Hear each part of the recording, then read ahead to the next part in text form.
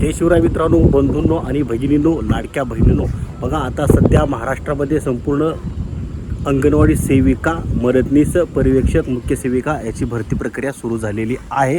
त्याच्या संदर्भातले GR वगैरे जाहीर झालेले आहेत। त्याच्यामध्ये आता मुख्य सेविका आणि पर्यवेक्षक या पदासाठी ज्यांना सेविकांना अर्ज करायचा होता त्या सेविकांसाठी अतिशय आनंदाची माहिती आहे, दिलासादायक माहिती आहे।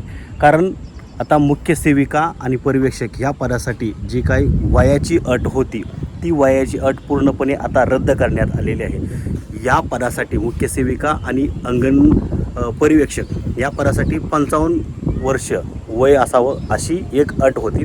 मात्र आता नागपूर खंडपीठाने या संदर्भातला निर्णय दिलेला आहे आणि वयाची अट पूर्णपणे रद्द करण्यात आलेली आहे। कारण का बघा, ज्यांचं वय झालेलं आहे ते सुद्धा यासाठी पात्र आहेत, मात्र वयामुळे त्यांची पदोन्नती होत नाही असं या ठिकाणी आढळलेलं आहे। त्यामुळे आता ज्या अंगणवाडी सेविकांना मुख्य सेविका आणि पर्यवेक्षक या पदासाठी अर्ज करायचा आहे त्यांच्यासाठी हा मार्ग आता मोकळा झालेला आहे। त्या यासाठी अर्ज करू शकतात।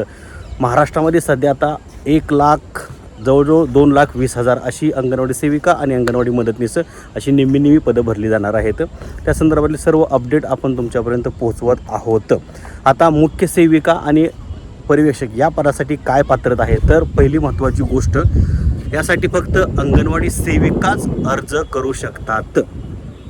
मग त्यासाठी अंगणवाडी सेविका म्हणून 10 वर्ष त्यांना कामाचा अनुभव असणं गरजेचं आहे अशी एक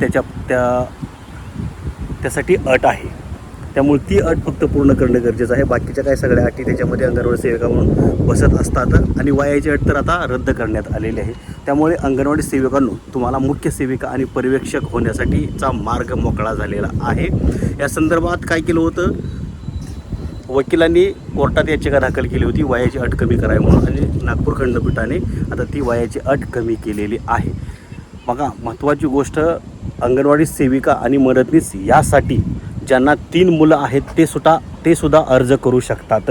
मग त्यावरची सविस्तर माहिती आणि अधिकृत माहितीचं व्हिडिओ आपण बनवलेला आहे आणि इथून पुढेही त्या संदर्भातले सर्व सविस्तर अपडेट देत राहणार आहोत। आणि ते जाणून घेण्यासाठी तुम्ही आपल्या चॅनलला सबस्क्राईब करा आणि तुम्हाला काय समज असतील तर कमेंट करा। जय हिंद, जय महाराष्ट्र।